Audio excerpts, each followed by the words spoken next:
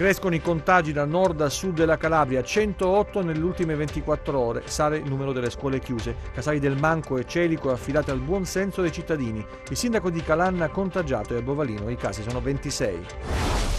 Altre 7 persone arrestate per la morte di Matteo Vinci, ucciso da un'autobomba all'Imbadi. Gli inquirenti ritengono di aver chiuso il cerchio.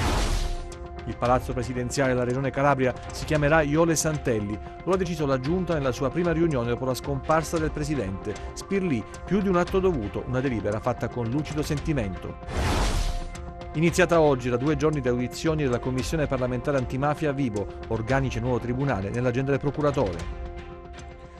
Buonasera dalla redazione TG10, la pagina del Covid in primo piano. In Italia scende il numero dei casi positivi ma con molti meno tamponi, siamo sotto i 10.000 dopo un po' di giorni ma anche sotto i 100.000 tamponi effettuati, c'è di mezzo la domenica. Invece in Calabria c'è il picco con 108 contagi in 24 ore, a incidere su questo bollettino in particolare il focolaio del Cosentino e i focolai del Reggino. Ma vediamo il bollettino regionale.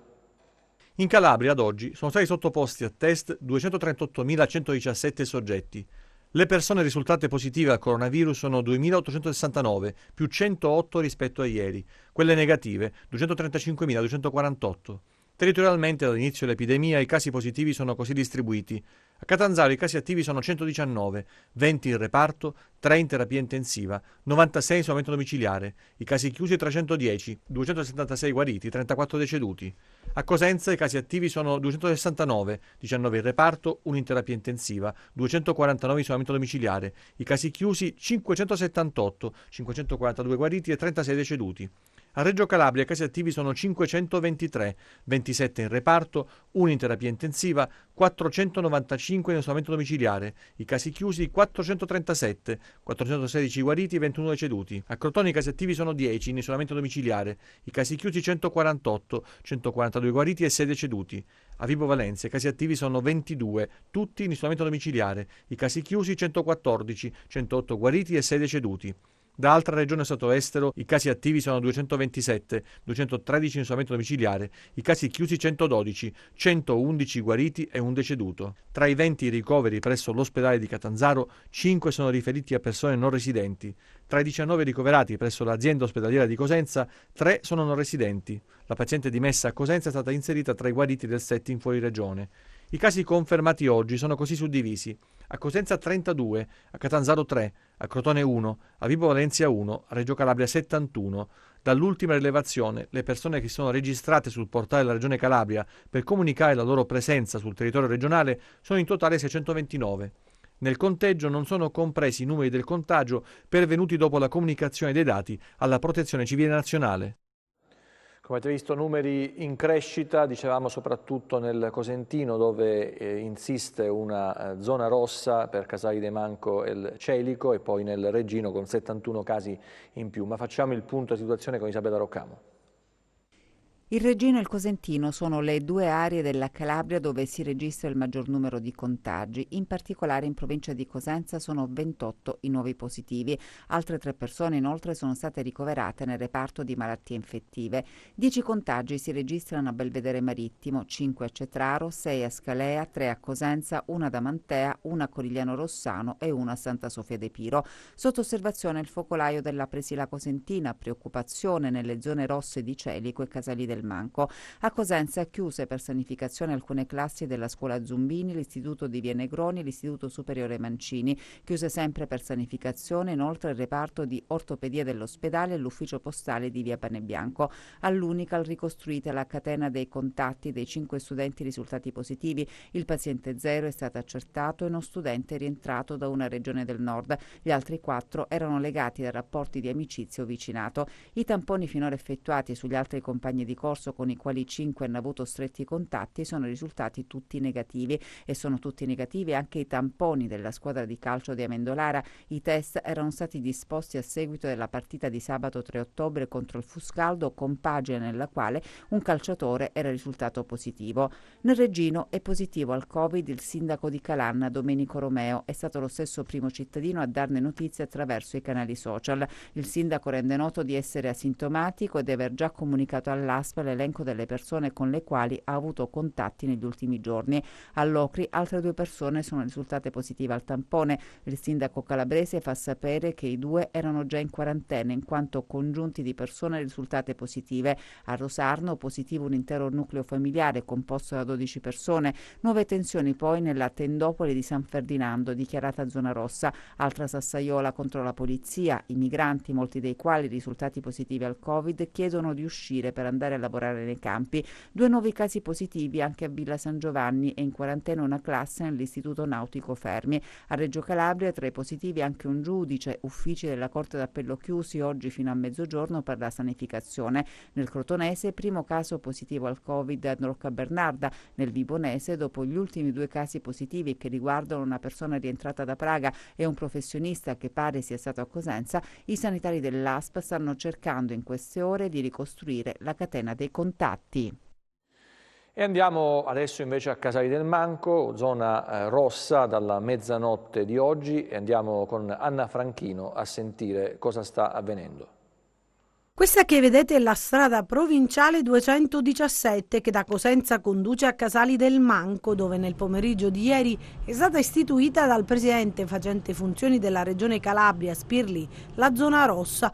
Come vedete non ci sono blocchi da parte delle forze dell'ordine e nei paesi pochissime le persone per strada. Il comune è vasto e per controllare i varchi in entrata e uscita serve un supporto fattivo. Aspettiamo ordine dalla prefettura per quanto riguarda una più capillare certificazione di varchi in entrata e in uscita da e per Casale del Manco. Aspettiamo quindi ordinanze in merito, anche perché il corpo di polizia municipale nostro comunale non riesce a far fronte a 9 accessi di Casale del Manco. Emaneremo un'ordinanza per la chiusura di cimiteri e ovviamente nel nostro territorio comunale, dispiace dirlo, ma verranno sospese tutte le sante messe in quanto ritenute non strettamente necessarie alla vita della popolazione.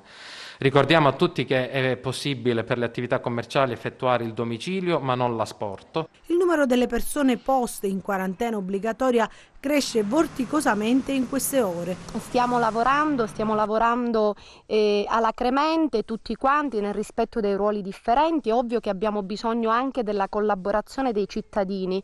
I cittadini devono capire che non sono assolutamente da soli, ma ritengo opportuno che in questo momento deve essere chiaro che, come dire, è giusto avere paura, ma non bisogna lasciarsi prendere dal panico, altrimenti veramente la situazione potrebbe sfuggirci di mano. La Giunta è al lavoro per attuare i servizi di prossimità con alcune associazioni di volontariato del territorio. Questi servizi aiuteranno appunto i cittadini che in questo momento hanno bisogno, come le persone che sono in quarantena obbligatoria, le persone non autosufficienti, le persone con gravi disabilità. Siccome il comune, come dicevamo, è molto vasto, il sindaco ha chiesto per alcune località la revisione dell'ordinanza regionale. Per quanto riguarda le zone turistiche, in particolare la località Lorica e le località di Silvana Manzio, di Sculca, noi abbiamo fatto una richiesta espressa, il sindaco ha inviato una richiesta espressa alla Regione Calabria per chiedere una revisione dell'ordinanza,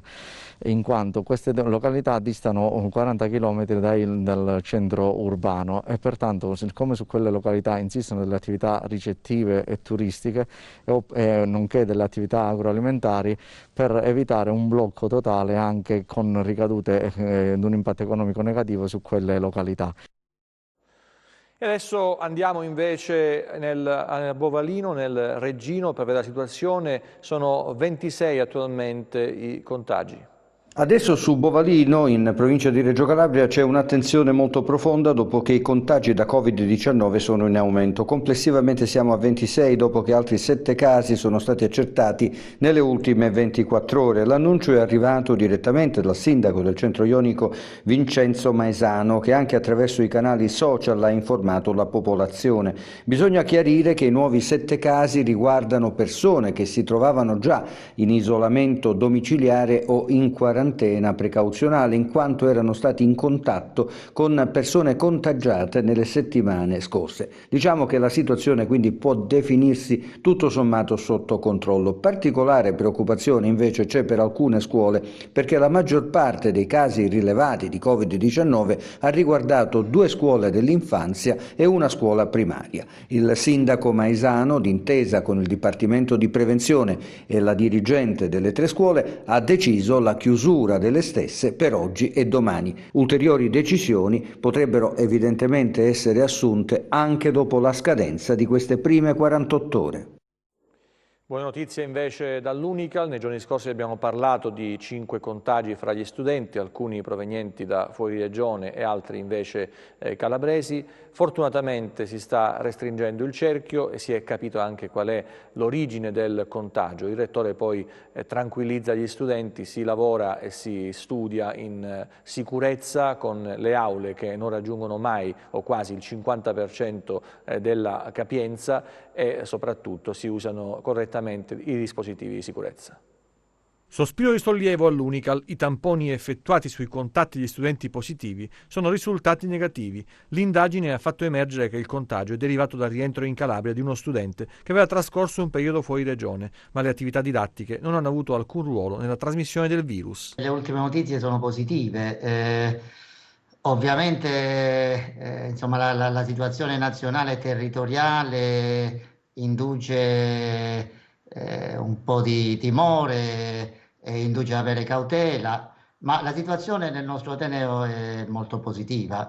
Dalla ricostruzione è risultato che non c'è stato nessun focolaio all'interno dell'Ateneo, c'è uno studente che era stato al nord, è rientrato, ma la trasmissione non è avvenuta assolutamente in Ateneo, sono stati rapporti insomma, fuori dall'Ateneo che hanno causato questa situazione. Non è tutto da remoto, io ci tengo a dire che noi continuiamo ad erogare la didattica doppia, quindi gli studenti possono venire in aula, quelli che lo desiderano, e seguire le lezioni normalmente, lezioni che però sono trasmesse in contemporanea anche in streaming, quindi chi ha problemi o qualche particolare necessità può seguire tranquillamente da casa. Le aule sono in assoluta sicurezza, l'occupazione media è sul 25%, al momento la massima è del 50%, ma quasi mai si raggiunge, quindi distanziamento di oltre 1 metro in aula, mascherina obbligatoria. Io vedo che gli studenti sono disciplinati, seguono attentamente le misure di sicurezza, quindi siamo felici che finora almeno possiamo dire che l'università è un luogo sicuro dove non si trasmette il virus.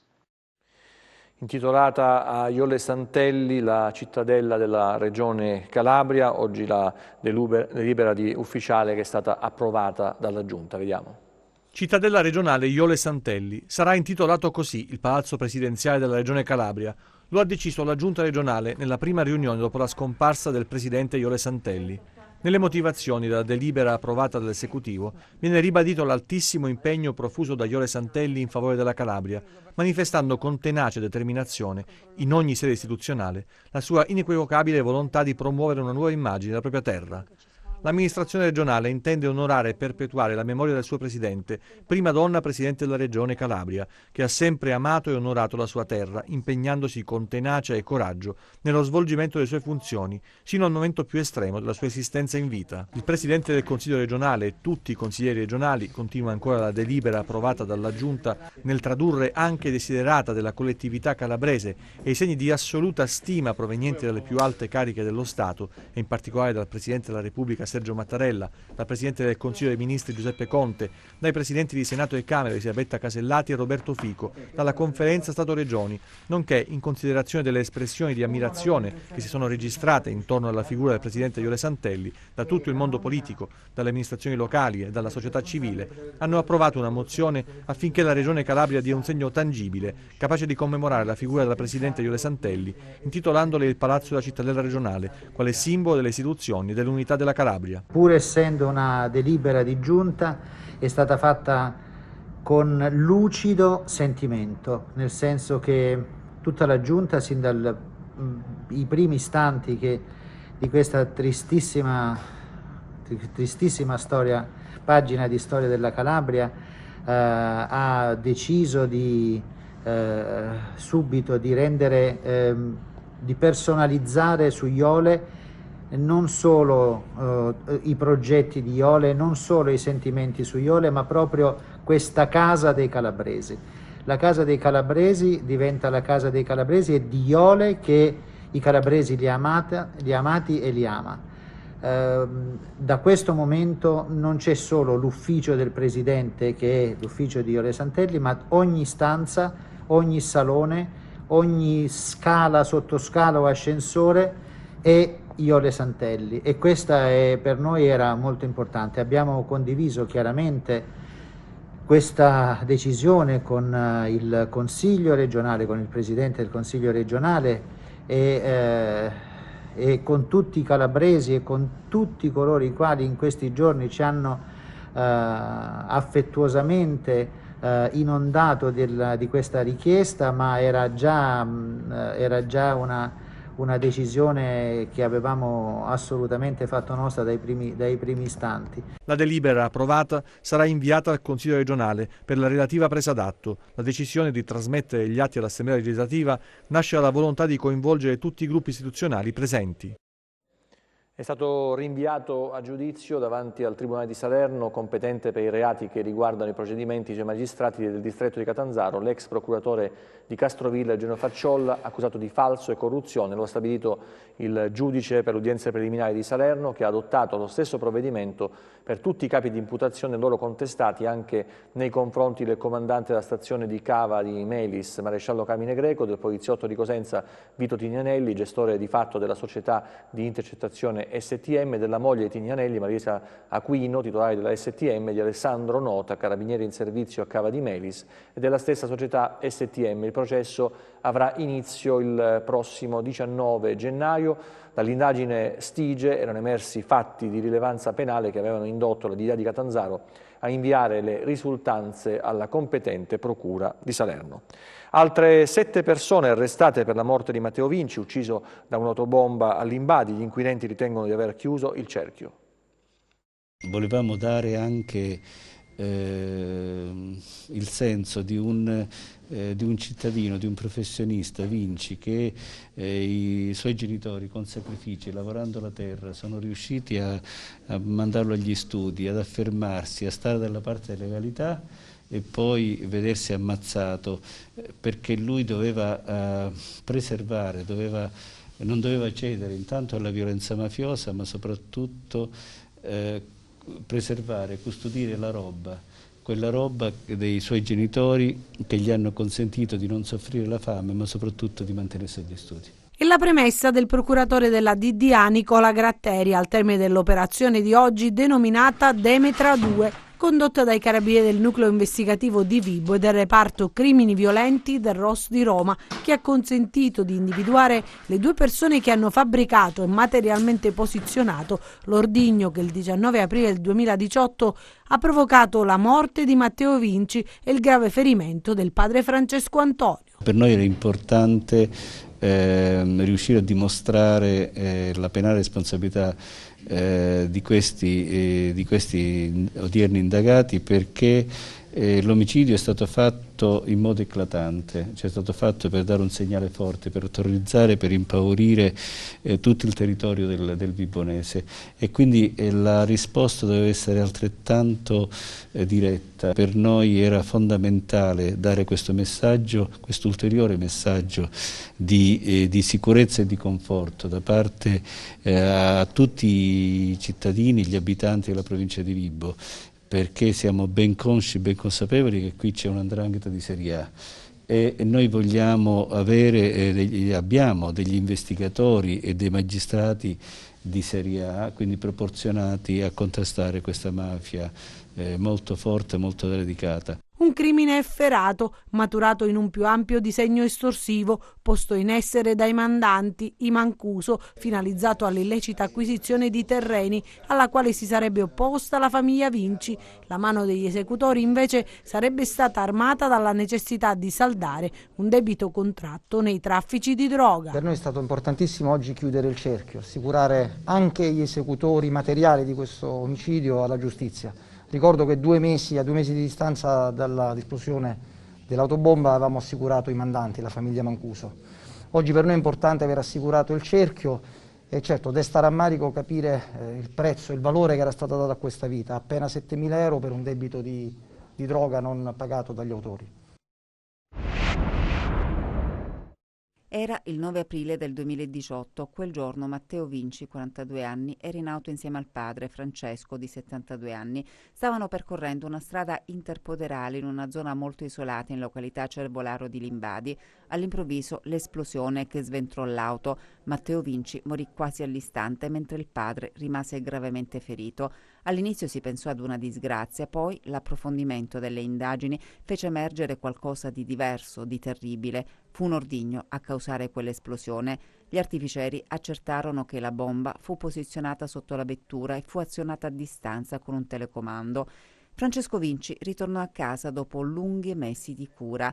La moglie, Rosaria Scarpulli, rimase sola a chiedere verità e giustizia per la morte di suo figlio. Le serrate indagini coordinate alla DDA di Catanzaro portarono all'individuazione dei presunti mandanti di quell'efferata esecuzione. Furono arrestati i vicini di casa dei Vinci, appartenenti alla potente famiglia Mancuso. Da tempo facevano pressioni sulla famiglia Vinci per ottenere alcuni terreni e già in passato c'erano state liti, aggressioni, minacce e quell'attentato, accertarono gli inquirenti, maturò proprio in un più ampio disegno estorsivo posto in essere dai Mancuso e finalizzato all'illecita acquisizione di terreni alla quale si sarebbe opposta la famiglia Vinci.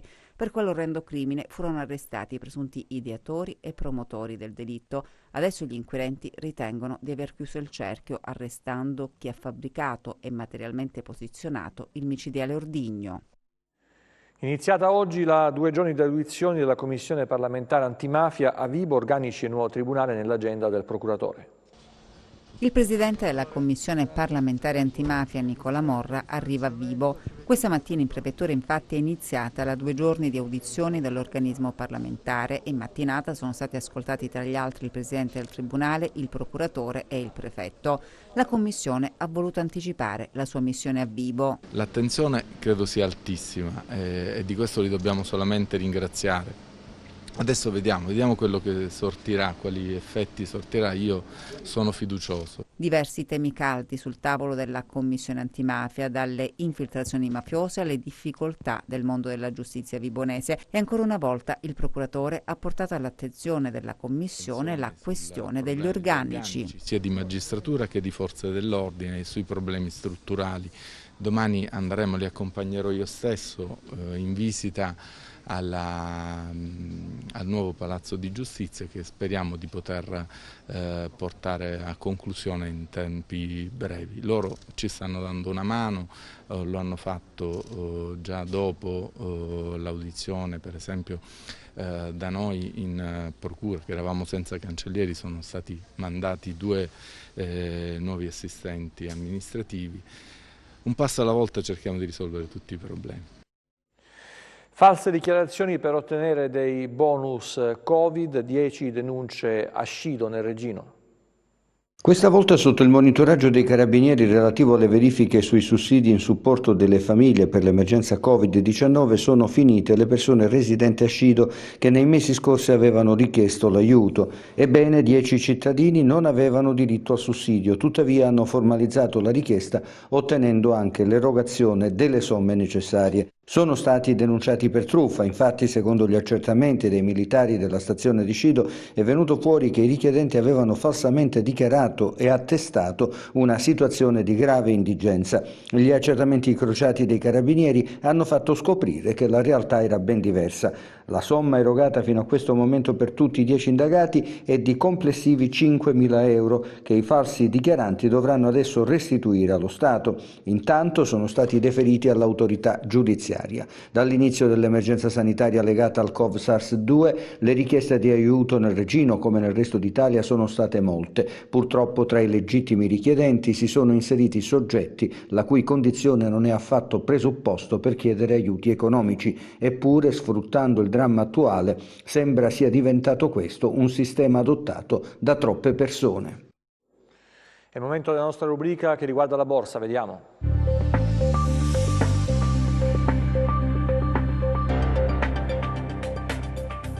Finale incerto per i listini azionari del vecchio continente, complice il rallentamento di Wall Street dopo un avvio positivo. Dopo i colloqui nel weekend fra Steven Mnuchin e Nancy Pelosi, la speaker alla Camera USA ha fissato a domani la deadline per ulteriori progressi nelle trattative con la Casa Bianca. Un accordo prima delle elezioni rimane dunque possibile, anche se nel Senato, controllato dai repubblicani, si allarga il fronte dei contrari ad un pacchetto più ampio di aiuti. Intanto continua a preoccupare la diffusione della pandemia, che ha raggiunto 40 milioni di casi nel mondo, mentre negli USA sono stati registrati almeno 50.000 contagi per 5 giorni consecutivi. Secondo alcune indiscrezioni per quanto riguarda l'Europa, il governo britannico sarebbe pronto ad attenuare alcuni punti controversi sulla Brexit, in una mossa che potrebbe ravvivare i negoziati con l'Unione Europea.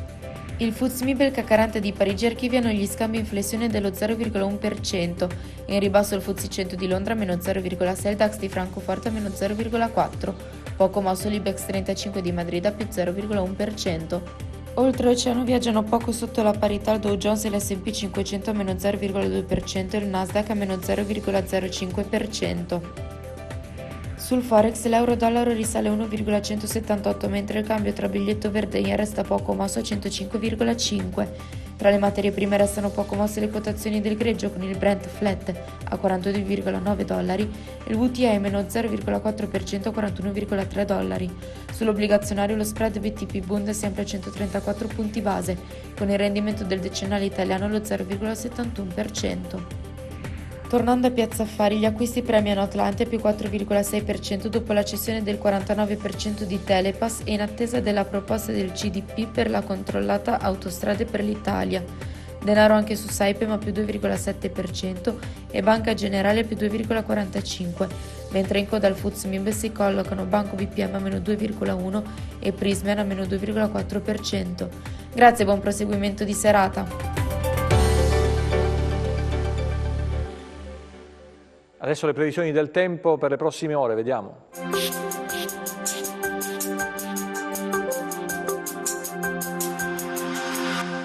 Attiva ancora una residua variabilità sulla nostra regione, ma è imminente l'avvento di una fase stabile grazie ad un promontorio anticiclonico mobile di origine nordafricana. Assisteremo ad un graduale aumento delle temperature fino a valori decisamente miti previsti nella seconda parte della settimana. Domani cielo sereno o poco nuvoloso, parziali annuvolamenti sono previsti sul settore ionico del Catanzarese e del Reggino. Temperature in lieve aumento nei valori massimi. Passiamo al comportamento di mari e venti. Domani mar Tirreno poco mosso con ventilazione da ovest-nord-ovest. Lo Ionio risulterà calmo il Golfo di Corigliano per venti deboli di direzione variabile, poco mosso nei rimanenti settori con ventilazione in prevalenza debole dai quadranti settentrionali. Per ulteriori approfondimenti vi rimando al sito www.meteoincalabria.com e alla nostra pagina Facebook Meteo in Calabria. TG che finisce qui, ci vediamo nelle prossime edizioni, grazie per la vostra attenzione, arrivederci e ancora una buona serata.